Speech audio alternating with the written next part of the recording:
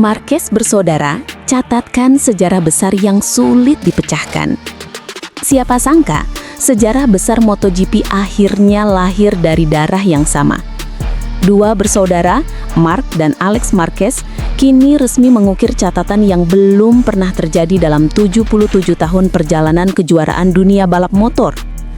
Setelah Marc Marquez memastikan gelar juara dunia MotoGP 2025 lebih awal di Jepang, kini giliran sang adik, Alex Marquez, yang mengunci posisi runner-up musim ini lewat hasil yang impresif di Sprint Race Malaysia. Sirkuit Sepang yang terkenal panas dan teknikal menjadi saksi lahirnya dinasti Marquez di era modern MotoGP. Alex yang tampil dengan Ducati Gresini Racing menuntaskan balapan sprint dengan finish di posisi kedua, tepat di belakang Francesco Bagnaia yang keluar sebagai pemenang. Hasil ini bukan sekadar podium biasa. Tambahan 9 poin membuat Alex Marquez tak mungkin lagi tergeser dari peringkat 2 klasemen kejuaraan dunia 2025, sekaligus menegaskan dominasi mutlak keluarga Marquez di musim ini. Meski hanya finish kedua, perjuangan Alex di lintasan tidak mudah. Ia harus bertarung sengit melawan Pedro Acosta dari KTM dan Bagnaia dari tim pabrikan Ducati. Di awal lap, Alex sempat kehilangan posisi karena tekanan dari Acosta. Namun pembalap asal Cervera itu menunjukkan kematangan luar biasa. Dengan gaya balap khasnya yang tenang namun agresif di titik pengereman, Alex berhasil merebut kembali posisi kedua dan mempertahankannya hingga garis finish. Balapan yang sulit, tapi saya tahu apa yang saya butuhkan. Saya tidak perlu memaksakan kemenangan hari ini. Yang penting menjaga posisi di klasemen, kata Alex usai balapan. Pernyataan itu menggambarkan kematangan seorang pembalap yang kini bukan lagi sekadar adik Marc, melainkan sosok dengan identitas dan kekuatannya sendiri di atas Ducati Desmose di GP24. Tambahan 9 poin dari Sprint Race Malaysia membuat koleksi poin Alex menjadi 388, unggul jauh dari Francesco Bagnaia yang berada di posisi ketiga dengan 286 poin. Dengan 3 seri tersisa, Bagnaia maksimal hanya bisa menambah 99 poin dari 3 sprint dan 3 race utama. Artinya, secara matematis, posisi runner-up sudah menjadi milik Alex Marquez, apapun hasil yang terjadi di sisa musim. Dominasi dua bersaudara ini menciptakan sejarah langka. Untuk pertama kalinya sejak kejuaraan dunia MotoGP dimulai pada tahun 1949, dua kakak beradik berhasil menempati posisi juara dan runner-up di akhir musim. Terakhir kali hal serupa terjadi di kelas balap motor lain adalah di era jauh sebelum MotoGP modern, dan bahkan kala itu belum ada sistem poin dan regulasi seketat sekarang. Marc Marquez sendiri, yang kini menjadi pembalap utama Ducati Lenovo Team, lebih dulu memastikan gelar juara dunia di MotoGP Jepang 2025. Meskipun ia kemudian harus absen di sisa musim karena cedera patah tulang selangkah kanan akibat kecelakaan di MotoGP Indonesia. Namun absennya Marc justru membuka jalan bagi Alex untuk mengambil alih sorotan dan menunjukkan bahwa darah juara benar-benar mengalir kuat dalam keluarga Marquez. Secara performa, keberhasilan Alex musim ini bukan kebetulan. Sejak awal tahun, Ducati Gresini memberinya dukungan teknis penuh dengan spesifikasi motor nyaris identik dengan tim pabrikan. Meski begitu, kemampuan Alex dalam membaca kondisi balapan dan menjaga ritme di tengah tekanan menjadi faktor utama konsistensinya. Ia berhasil finish di podium 8 kali termasuk 2 kemenangan utama dan 3 kemenangan sprint. Analisis teknis menunjukkan bahwa Alex memiliki gaya balap yang unik. Tidak se-ekstrim Marc dalam memaksa motor di tikungan, tapi juga tidak sehalus Bagnaia. Ia memadukan dua karakter tersebut, agresif saat braking, namun efisien saat keluar tikungan. Pola ini sangat cocok dengan karakter motor Ducati yang kuat di akselerasi dan stabil di lintasan lurus panjang seperti di Sepang dan Qatar. Para pengamat pun mulai menyebut fenomena ini sebagai era baru dominasi keluarga Marquez. Dengan Marc masih dalam performa terbaik dan Alex yang kini menemukan kepercayaan diri penuh, tak sedikit yang memprediksi mereka berdua bisa menjadi kekuatan ganda Ducati untuk musim 2026. Segala jenis motor GP, dukungan penuh teknis dan Desmose di GP24 pun dimiliki oleh dua garis juara ini. Bahkan Gigi Dal Igna menganggap performa keluarga Marquez menjadi sumber bahan bakar kecepatan sejati. MotoGP 2025 pun resmi dimiliki oleh klan Marquez. Marc menjadi raja, Alex menjadi pewaris yang siap melanjutkan tahta. Dunia balap belum pernah menyaksikan kombinasi seperti ini. Dua bersaudara dari Spanyol yang menguasai dunia di atas dua roda dengan motor yang sama, semangat yang sama, dan ambisi yang seolah tak pernah padam. Dan kini, di bawah langit panas Sepang, sejarah itu resmi tertulis. Tahun 2025 adalah tahun milik keluarga Marquez. Phillip Island kembali menyajikan drama tak terduga di MotoGP Australia 2025 dan salah satu aktor utamanya adalah Marco Bezzecchi. Pembalap Aprilia Racing itu mencatatkan salah satu performa paling luar biasa musim ini, finish di podium 3 meski harus menjalani double long lap penalty, hukuman yang biasanya menghancurkan peluang juara siapapun.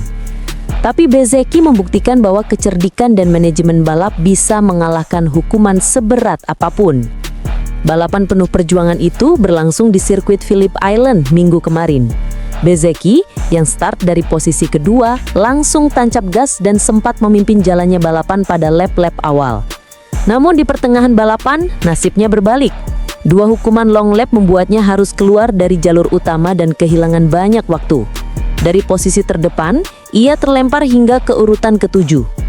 Namun justru di saat banyak pembalap lain mulai kehilangan ritme, Bezzecchi menunjukkan kecerdikan khasnya. Dengan perhitungan matang dalam pengelolaan ban dan ritme balap, murid Valentino Rossi ini mulai merangkak naik. Ia menjaga kecepatan konstan tanpa merusak kompon ban belakang, sembari mencari celah di tiap sektor cepat Phillip Island, terutama di tikungan ke-3 dan ke-10 yang terkenal menuntut presisi tinggi. Dalam wawancara usai balapan, Bezzecchi mengakui bahwa hukuman tersebut membuat balapan terasa seperti misi mustahil. Balapan hari ini benar-benar sulit, sangat-sangat sulit, ujar Bezzecchi di Parc Fem. Dengan semua penalti itu, segalanya jadi makin rumit, tapi strategi saya berjalan sempurna. Ia menjelaskan bagaimana dirinya mengatur waktu pelaksanaan hukuman tersebut. Saya tahu long lap penalti bisa membuat posisi berubah drastis. Karena itu, saya memilih mendorong keras sejak awal untuk menciptakan jarak, ungkap Bezzecchi. Setelah membangun gap aman sekitar 2 detik dari rombongan tengah, ia baru menjalani hukuman ganda itu secara berurutan. Meski kehilangan banyak waktu, langkahnya membuatnya tetap berada dalam jangkauan podium. Saya hampir menunda hukuman itu untuk menunggu momen yang tepat, lanjutnya.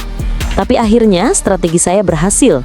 Saya bisa mengontrol ritme setelah penalti dan terus menekan hingga garis finish.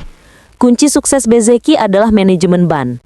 Di sirkuit cepat seperti Phillip Island, degradasi ban belakang sering jadi faktor penentu. Pembalap yang terlalu agresif di awal biasanya kehilangan grip di 10 lap terakhir.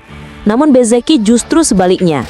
Ia memanfaatkan fase pasca penalti untuk menstabilkan suhu ban dan menjaga konsistensi corner speed, hal yang membantunya merebut kembali posisi podium pada lap-lap akhir. Bezzecchi finish ketiga di belakang rekan satu merek, Raul Fernandez, yang mencatat kemenangan perdana di kelas MotoGP untuk Aprilia. Hasil itu menandai akhir pekan sempurna bagi pabrikan asal Noale tersebut, dominasi di sprint race dan podium ganda di race utama. Khusus untuk Bezzecchi, GP Australia ini menjadi seri penuh emosi. Sehari sebelumnya, ia sukses menjuarai sprint race dan mencetak back-to-back kemenangan sprint setelah GP Indonesia. Konsistensi dan kecepatan yang ia tunjukkan membuat banyak analis menilai Bezzecchi kini berada di level pembalap papan atas, setara dengan nama-nama besar seperti Bagnaia dan Martin. Selain bicara soal strategi, Bezzecchi juga menyoroti pentingnya dukungan tim dan orang-orang di sekelilingnya. Terima kasih kepada seluruh kru saya yang bekerja luar biasa, kepada keluarga dan tentu untuk Akademi Vale. Tanpa mereka, saya tak akan bisa menghadapi tekanan sebesar ini. Dari perspektif teknis, pencapaian Bezzecchi adalah contoh sempurna bagaimana pembalap bisa memanfaatkan regulasi dengan cerdas. Double long lap penalty biasanya berarti kehilangan sekitar 4-6 detik per putaran. Namun Bezzecchi mampu memangkas kerugian itu dengan menjaga kecepatan konstan dan memanfaatkan slipstream saat kembali ke jalur utama. Ia tidak panik, tidak terlalu agresif, dan memilih bermain taktis, sesuatu yang jarang dilakukan di trek yang menuntut adrenalin setinggi Phillip Island. Dengan hasil ini, Marco Bezzecchi memperkuat reputasinya sebagai pembalap dengan kecerdasan balap tinggi. Ia menunjukkan bahwa kemenangan atau podium tidak selalu soal siapa yang paling cepat, tapi siapa yang paling pintar membaca situasi.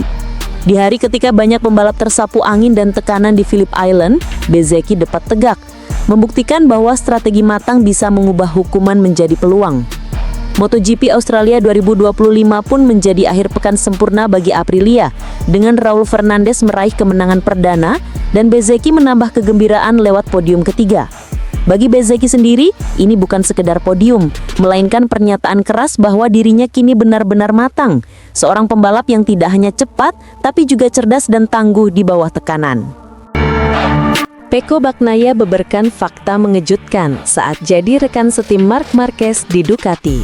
Dia cepat sejak hari pertama.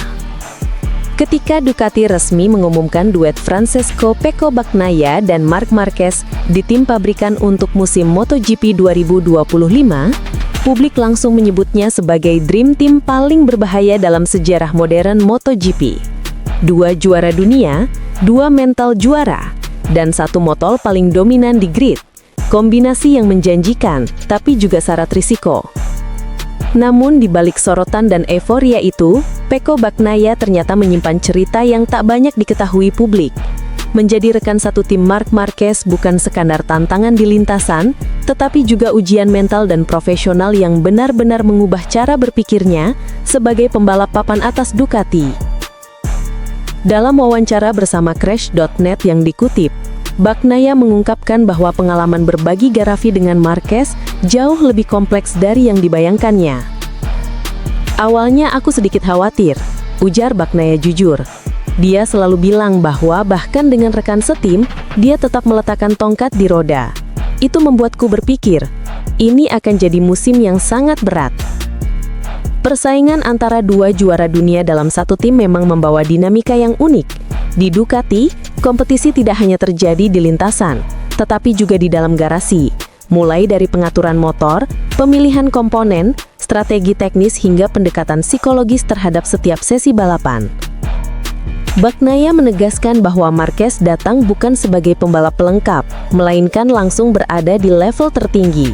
Sejak tes pramusim pertama, Marquez menunjukkan kecepatan luar biasa dan kemampuan adaptasi yang mengejutkan, meski baru pertama kali menunggangi Desmosedici GP Upeng setelah bertahun-tahun bersama Honda. Bagi banyak pengamat, kemampuan Marquez menaklukkan Ducati dalam waktu singkat hampir mustahil. Motor Desmosedici dikenal sangat teknis, agresif di tikungan cepat, menuntut kestabilan pengereman tekstrim, dan butuh pemahaman mendalam terhadap elektronik. Tapi bagi Marquez, semuanya tampak alami. Bagnaia mengakui ia terkejut melihat betapa cepatnya Marquez beradaptasi. Aku pikir dia butuh waktu beberapa bulan untuk memahami karakter motor, tapi dia langsung cepat.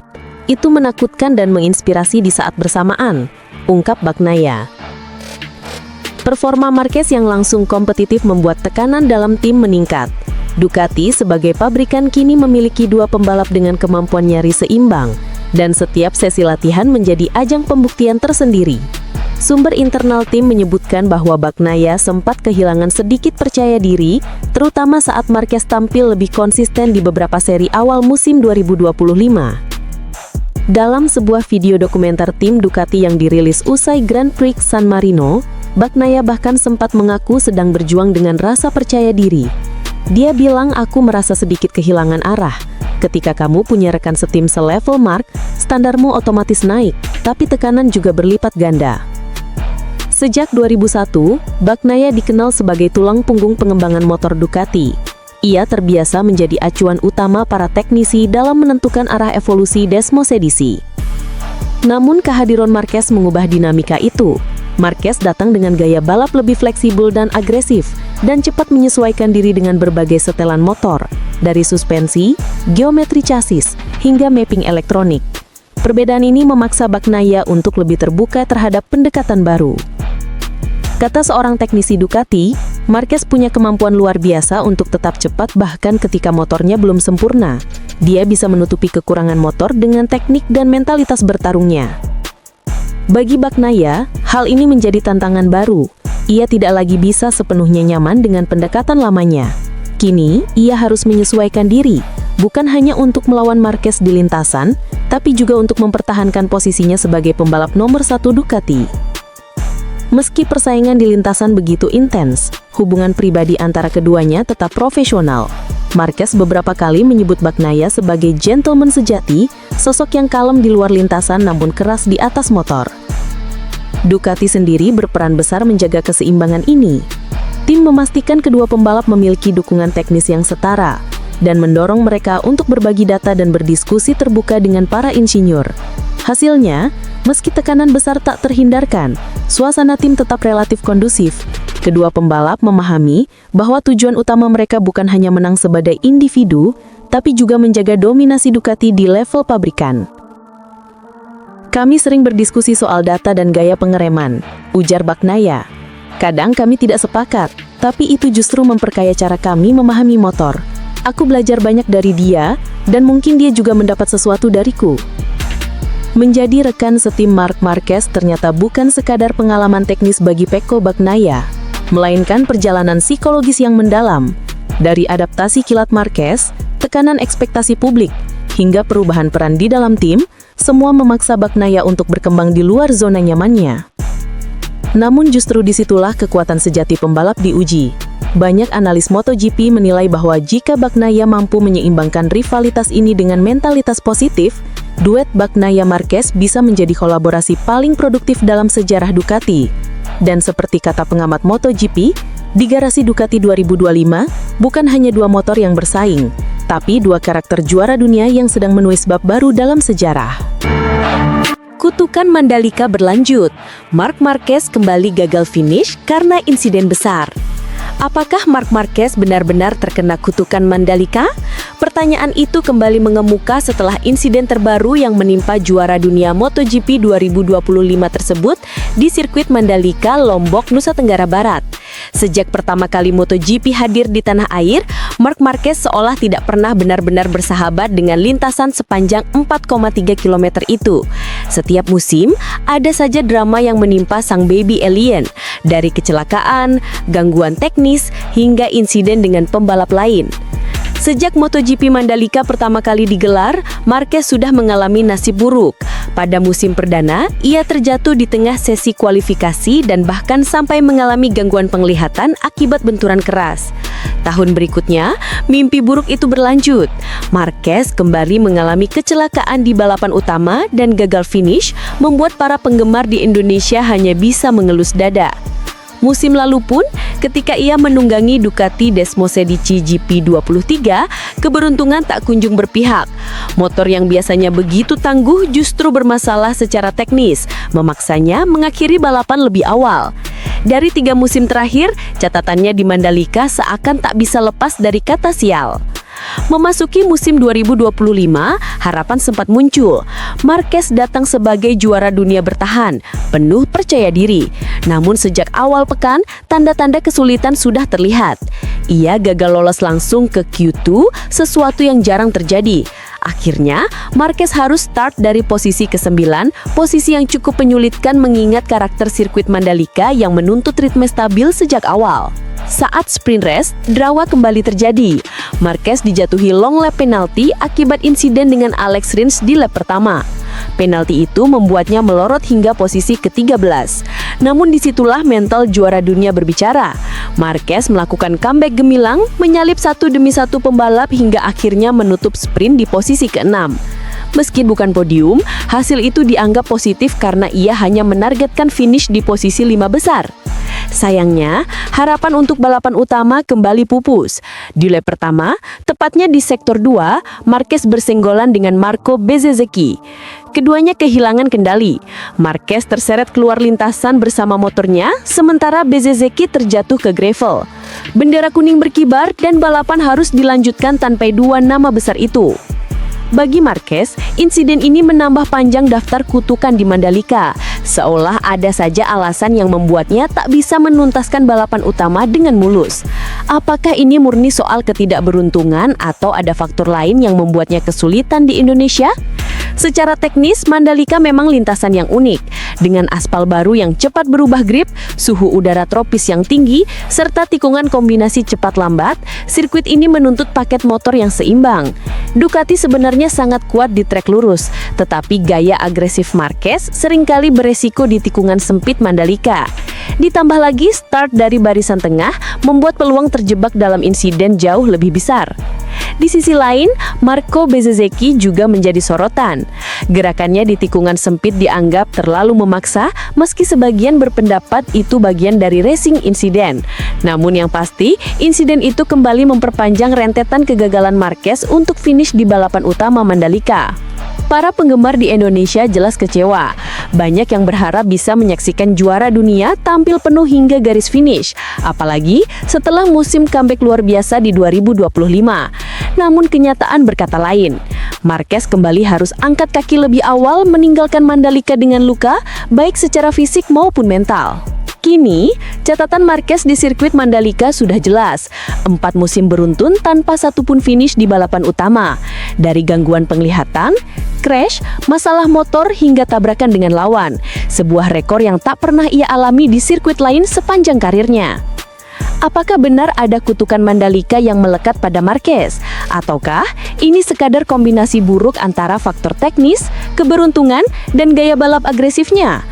Satu hal yang pasti, setiap kali MotoGP datang ke Lombok, kisah Marc Marquez selalu penuh drama. Dan untuk para penonton, itu menambah warna tersendiri dalam sejarah MotoGP Indonesia. Marc Marquez samakan rekor Rossi, akhir dari debat GOAT MotoGP. Tangisan pecah di Motegi. Di tengah sorak-sorai publik Jepang, Marc Marquez mengangkat kembali trofi juara dunia MotoGP untuk ke-7 kalinya. Sebuah momen monumental, bukan hanya karena ia menyamahi rekor Valentino Rossi, tetapi juga karena kisah luar biasa di balik kebangkitannya. Setelah 5 tahun penuh penderitaan akibat cedera dan performa yang merosot, Marquez menutup musim 2025 dengan gelar dunia yang diyakini banyak pihak telah mengakhiri perdebatan panjang soal siapa GOAT atau Greatest of All Time MotoGP sebenarnya. Semua bermula di musim 2020. Saat itu, Marquez berada di puncak karir, 6 gelar MotoGP, gaya balap spektakuler, dan dominasi penuh. Namun sebuah kecelakaan fatal di Jerez mematahkan lengan kanannya. Operasi berulang kali gagal membawa hasil instan. Bahkan beberapa dokter menyarankan pensiun dini. Dunia MotoGP seakan menyaksikan runtuhnya karir seorang legenda.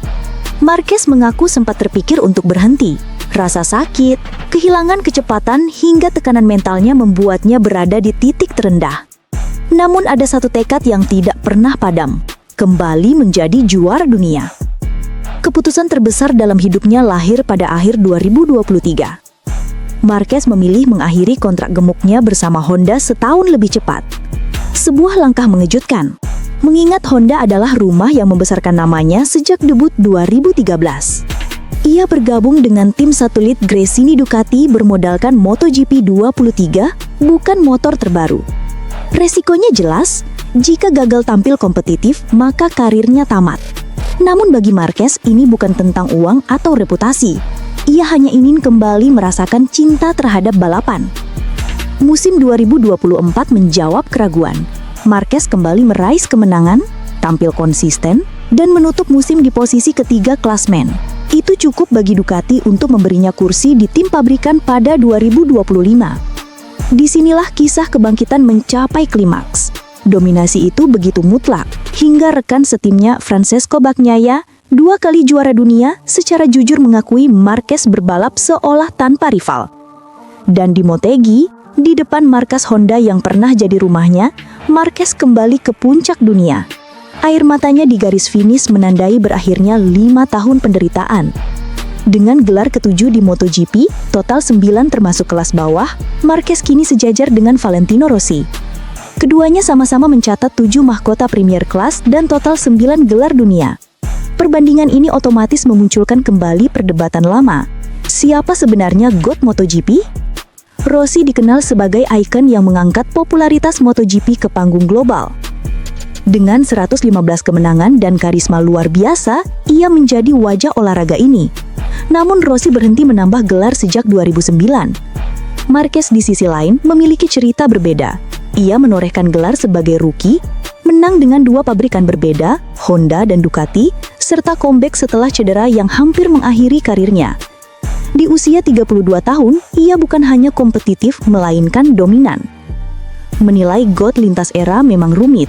Rossi punya daya tarik publik dan angka kemenangan lebih banyak, namun Marquez punya catatan yang lebih kompleks. Adaptasi di era teknis modern, melawan generasi muda seperti Bagnaia, Alex Marquez dan Acosta, serta kembali ke puncak setelah cedera panjang. Banyak analis menilai keberhasilan musim 2025 ini sebagai bukti bahwa Marquez sudah melampaui Rossi dari sisi kompetitif. Tidak ada yang pernah kembali dari jurang sedalam itu dan kembali mendominasi. Bahkan lawan-lawannya kini mengakui bahwa Marquez berada di level berbeda. Di tengah euforia rekor, Marquez memilih tetap rendah hati. Yang terpenting adalah terus menambah angka. Tidak peduli berapa banyak, yang penting saya bisa tetap meningkat, ujarnya usai mengunci gelar di Motegi. Pernyataan itu mengimplikasikan tekad bahwa perjalanannya belum selesai. Jika momentum ini berlanjut, rekor demi rekor MotoGP bisa jatuh ke tangannya. Dan pada akhirnya, perdebatan soal siapa GOAT mungkin benar-benar berakhir dengan satu nama, Marc Marquez.